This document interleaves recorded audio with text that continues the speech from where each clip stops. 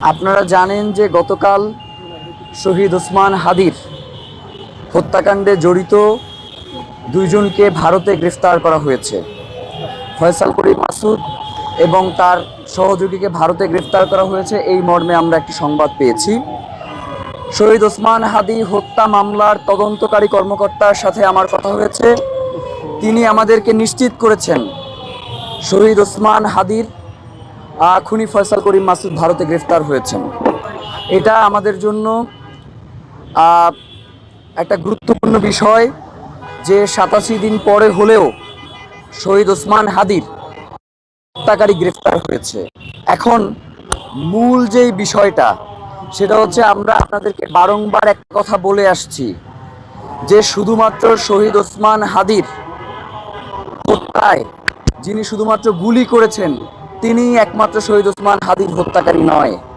শহীদ ওসমান হাদির হত্যার পিছনে যারা এই শুটারদেরকে ভাড়া করেছে, এই হত্যার পরিকল্পনা করেছে, তাদেরকে আমরা কোনো জায়গায় দেখতে পাচ্ছি না।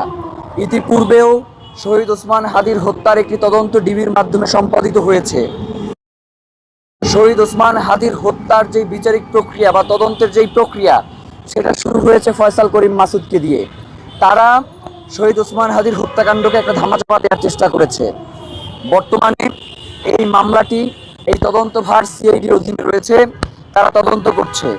আমি আজকে সিআইডির যিনি তদন্তকারী কর্মকর্তা রয়েছেন তার সাথে কথা বলেছি। আমি তাকে জিজ্ঞেস করেছি যে এই তদন্ত করতে আর কতদিন সময় লাগবে। তিনি বলেছেন যেহেতু এখন শহীদ ওসমান হাদির হত্যাকারী যিনি গুলি করেছেন তাকে গ্রেফতার করা, যাতে এর পেছনে কারা রয়েছে তাদেরকে অতি দ্রুত বিচারের মুখোমুখি করা যায়, এটার জন্য আমরা তাদেরকে ধন্যবাদ জানাই। কিন্তু পাশাপাশি একটা জিনিস আপনাদেরকে স্পষ্ট করতে চাই যে এই যে খুনিদেরকে গ্রেফতার করা হয়েছে, এই খুনিদের ব্যাপারে যাতে কোনো ধরনের রাজনৈতিক দর কষাকষি না করা হয়। মানে আমি এইটা এই শহীদ ওসমান হাদির এই যে হত্যাকারীরা দীর্ঘদিন যাতে ঝুলে না থাকে, তাদেরকে যাতে অতি দ্রুত দেশে ফিরিয়ে আনার ব্যবস্থা করা হয়। মানে এই যে রেড নোটিশের মাধ্যমে এই প্রক্রিয়াটা যাতে, আমরা সরকারকে আহ্বান জানাই তিনি যাতে অতি দ্রুত শহীদ ওসমান হাদির হত্যাকারীদেরকে দেশে ফিরিয়ে এনে বিচারের মুখোমুখি